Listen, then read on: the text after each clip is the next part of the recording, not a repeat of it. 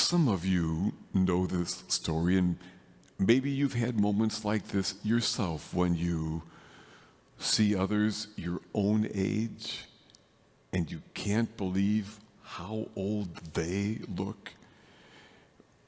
You may appreciate what this one woman said when she went to her new dentist. When she was in the waiting room and she saw the sign on the wall with his whole name, she recognized that name from high school. And she said, I pictured this tall, handsome guy I knew all these years ago. She said that when it was her turn to be with the dentist, this old man with white hair and wrinkly skin, and she goes, oh my gosh, he's much too old to be my classmate. But anyway, she went ahead after he had checked out her teeth and said, where did you go to high school? It was the same high school. When did you graduate? It was the same year. She said, oh my goodness, you were in my class. The man looked at her and said, oh really? What did you teach?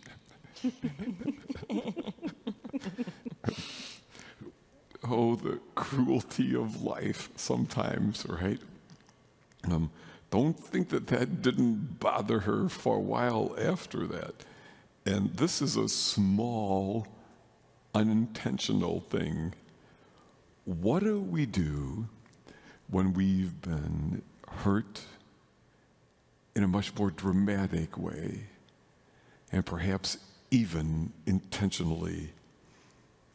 There is not a person hearing me now who has not been treated poorly or unfairly and hurt either unintentionally or perhaps maliciously and on purpose.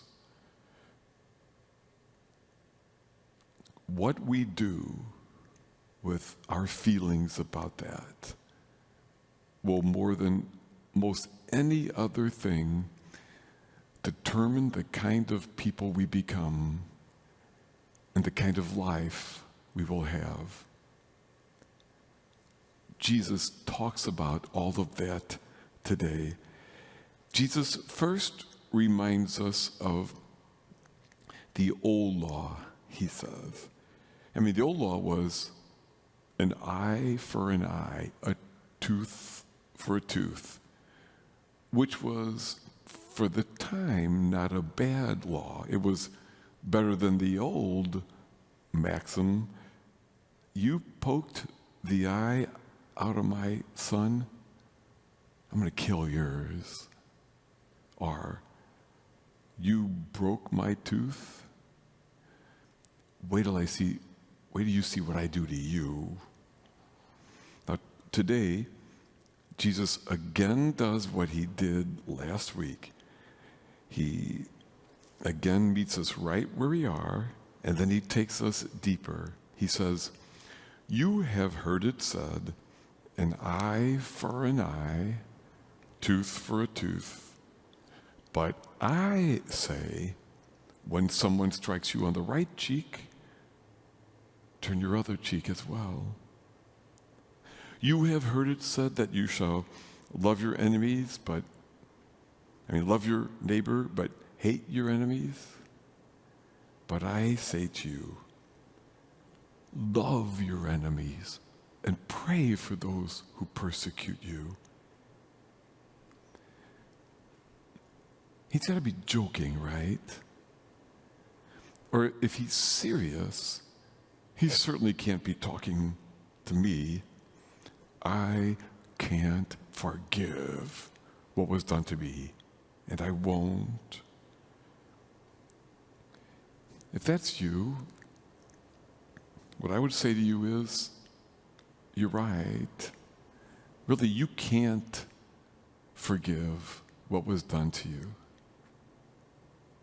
That is, if you think about forgiveness the way most of us think about it, most of us, I think, tend to misunderstand what forgiveness is truly all about.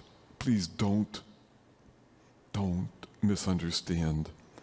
Forgiveness does not mean that we act like no wrong was done. And Jesus never suggests that we condone the harm that was done to us or others. Nor should we remain in abusive situations. Sometimes forgiveness means we need to set boundaries and to step away from another.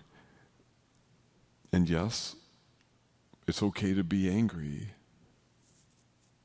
So, what is forgiveness, Mr. Smarty Pants? And how do we do it? Now, this is not a cop-out, but there's just simply not enough time here. On our upcoming day of recollection, we'll look at that more intensely. I'm really excited about those presentations in a month from now because it's so important. And I'll tell you, it's so important. It's why I wrote this book. I didn't need any more to do. It's ridiculous how many hours I work as it is, and I don't make a penny off of this. It's just that by how we misunderstand forgiveness, we cause great harm to ourselves and to this world. We just don't know what to do with our hurts. To not do the work of forgiveness has been well described as drinking rat poison and waiting for the rat to die. The rat's going to be fine. We won't. Or as Buddy Hackett said it, while you're out carrying a grudge, the other guy's out dancing. We sometimes spend so much of our lives weighed down by the burdens of resentment, and we don't have to. How many days of joy will be wasted? How many of us will actually die estranged from loved ones, going to our graves with hatred in our hearts? Or the recipient of hatred from others because we just don't know what to do with our hurts. Forgiveness is not easy, but as I have said, it is perhaps the thing that more than anything else determines the kind of person we become and the kind of life we will have. When we forgive, we are not losing. We are setting ourselves free. Forgiveness is one of those things that Jesus asks, which it seems almost impossible to do. But I've seen it with my own eyes, and I've known it in my own heart.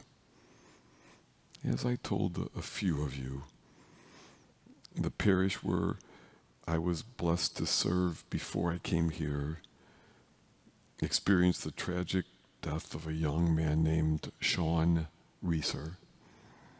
Sean was a graduate of our grade school, a delightful young man, just outgoing, generous, well-liked, and much loved. Sean died a heartbreaking death at the age of 23 in a senseless car wreck. The driver, whose mistake seems to be at least most of the blame, was hospitalized but lived. Now, before the funeral started, I was talking in the middle of church to Sean's dad, Mike.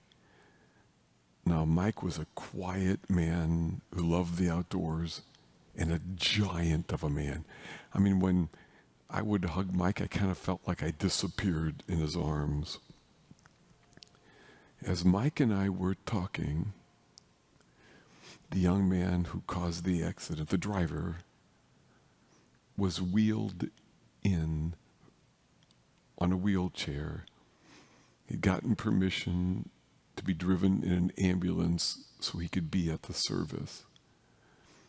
Mike saw him and said, "Excuse me, Father," and started walking towards that young man. As Mike approached his wheelchair, he towered over it, and I didn't know what was going to happen, and for a moment I held my breath. What did happen was that Mike got down on his knees in front of this young man, held out his arms, and hugged him, and the two of them sobbed right there. I say it again.